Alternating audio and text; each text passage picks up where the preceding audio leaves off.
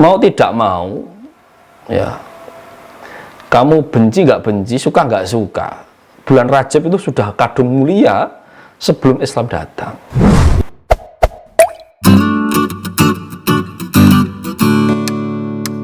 Assalamualaikum warahmatullahi wabarakatuh. Berjumpa lagi dalam podcast Celoteh Santri. Di sini saya Ati Auliaur Rahmah bersama narasumber hebat kita, Ustadz Tajuddin Arafat, atau sering disapa Kang Taju. Di sini kami akan membahas sedikit mengenai kepenulisan dan Rajab. Nah, beliau merupakan salah satu dosen UIN Waluyo Semarang. Kalau dilihat dari tulisan Kang Taju sih dalam keutamaan bulan Rajab. Itu kan itu. Dalam bulan Rajab kan punya keutamaan, kemuliaan seperti itu kan. Nah, secara historisnya itu gimana? Tulisan itu muncul dari sedikit bacaan saya dalam kitabnya Ibnu Hajar Al-Asqalani. Jadi Ibnu Hajar itu mungkin juga kayak kita sekarang itu. Cuma bedanya beliau jadi kitab agak tebel, kita cuma 500 kata gitu kan. Konteksnya sama. Jangan-jangan dulu zaman Ibnu Hajar Al-Asqalani hidup itu orang pada rame mempertanyakan tentang sekian perilaku masyarakat muslim tentang bulan Rajab itu. Nah, saya kemudian itu kitab itu bisa diakses gampang, download Google banyak, sudah gratis itu.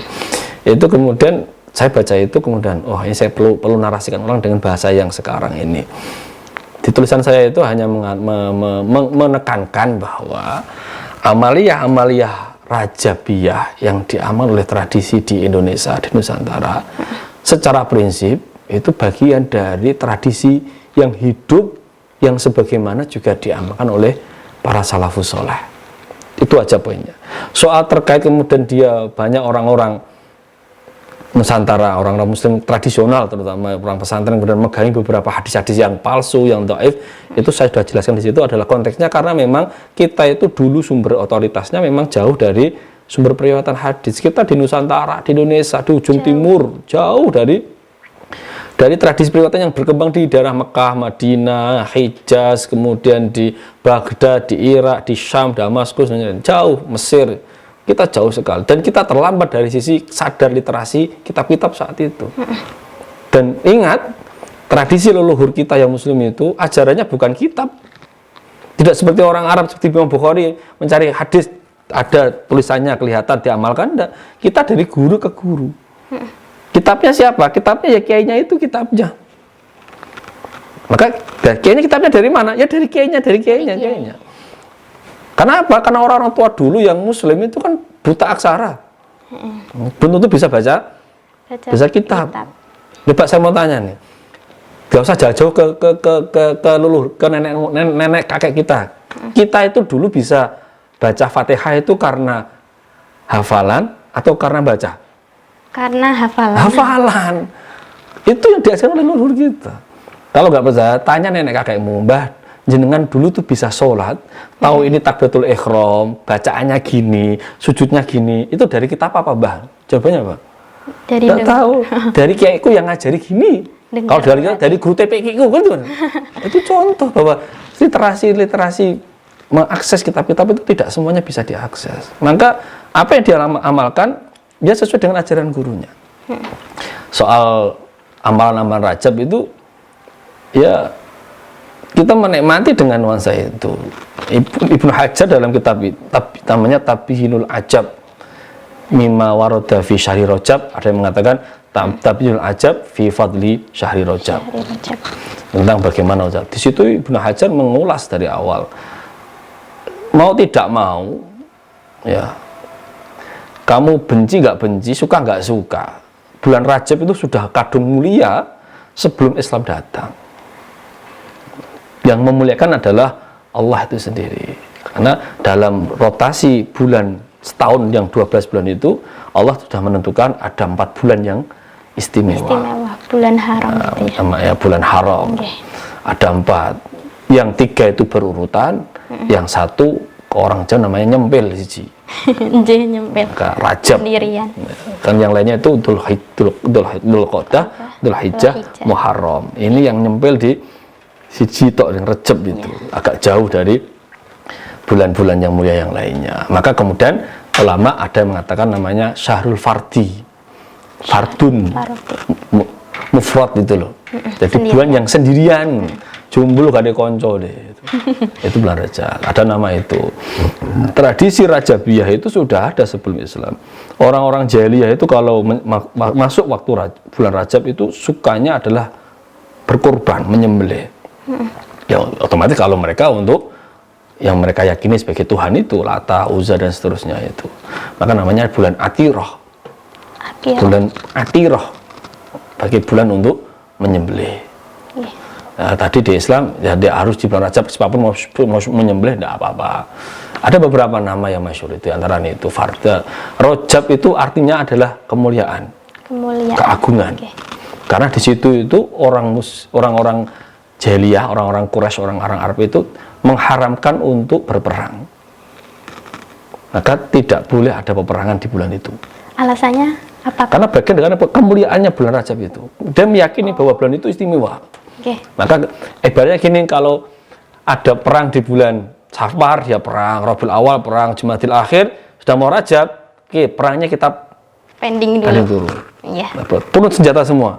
Nah, nanti monggo Syaban tukarannya ya apa-apa, kasarannya gitulah. Iya, benar. Nah, itu bulan-bulannya diantaranya adalah karena di situ juga dihormati, tidak boleh nama Ashhurul Hurum itu nggak boleh ada peperangan di sana. Rajab, Dzulqa'dah, Dzulhijjah kenapa nggak boleh perang? Karena di situ orang sedang berhaji. Haji kan syariat sebelum Islam, mereka juga berhaji. Kalau dalam bahasa sekarang wisata religi, bahasa sekarang itu pilgrim, wisata religi. Muharram jelas bulan yang dimulakan sejak dulu. Jadi alasan-alasan diantaranya adalah itu. Nah, kemudian di Islam, Rasul tetap melestarikan kemuliaan bulan Rajab. Nah, kaitannya ada yang mengatakan bahwasanya bulan Rajab adalah bulannya Allah. Terus menurut tanggapan Kang Taju sendiri bagaimana? Memang satu di antara nama bulan Rajab itu Syahrullah. Bahkan dalam kitabnya Ibnu Hajar itu, Tabyin Ajab itu ada 16 atau kalau nggak salah 18 nama-nama bulan Rajab. Satu di antaranya adalah Syahrullah. Ini berlandaskan satu riwayat hadis. Riwayat hadis tapi ada yang mengatakan dhaif, ada yang mengatakan maudhu. Yang menyatakan bahwa Rasul itu pernah menyatakan Rajab Syahrullah wa Syaban syahri wa Ramadan syahru ummati. Rajab adalah bulannya Allah, Syaban adalah bulanku, dan Ramadan adalah bulannya umatku.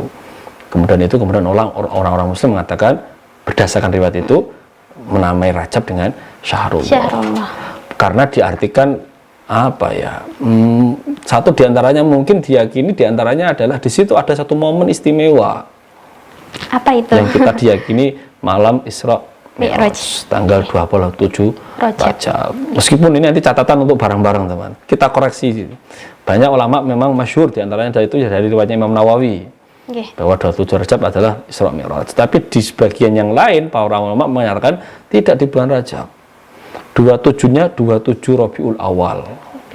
Satu tahun sebelum hijrah. Tapi tidak apa-apa lah, itu sudah ibarat orang Jawa itu salah kaprah. Daripada gak ono dinone kan. Tidak apa-apa, 27 Rajab tidak apa-apa. Intinya mungkin diantaranya adalah itu, ada momen itu. Dan memang yang lainnya adalah orang-orang Muslim awal itu memang menghidupkan bulan Rajab untuk istighfar. Berarti kaitannya Sayyidul Istighfar. Bisa saja. Bisa. Itu kan populer juga itu kan. Wirid Sayyidul Istighfar. Yang Allahumma anta rabbi la ilaha illa anta dan seterusnya itu. Bisa saja. Orang di situ kemudian intinya lebih para ulama-ulama dulu salafus saleh itu ketika bulan Rajab itu lebih pada kalau dalam bahasa kita lebih pada berkontemplasi. Menyendiri, memfokuskan untuk beribadah pada Allah. Karena ada satu riwayat bahwa Sayyidina Umar saat itu jadi khalifah itu nggak suka di bulan Rajab. Kenapa? Karena orang itu pada sibuk ibadah.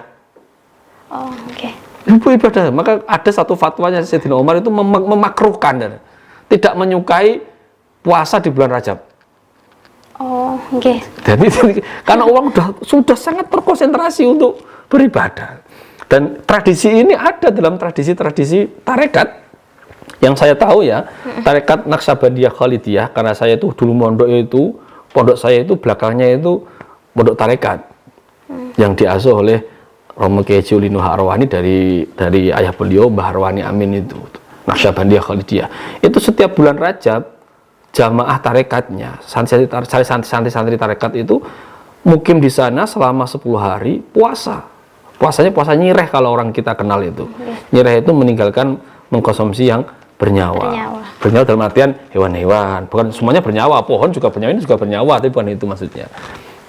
Itu mungkin dari tradisi itu, maka muncul ketidaksukaan Sayyidina Umar untuk di bulan Rajab. Orang pada sibuk beribadah. Tapi sisi yang lain, dalam manaqibnya Imam Sufyan Ats-Tsauri, salah satu ulama masyhur dan ahli hadis yang juga seorang sufi, itu mengatakan gini, kami di Kufah itu ketika datang bulan Rajab kami sangat bahagia karena kami disibukkan dengan ragam ibadah dan berfastabul khairat, berlomba-lomba untuk menenangkan diri, beribadah khusyuk dan seterusnya.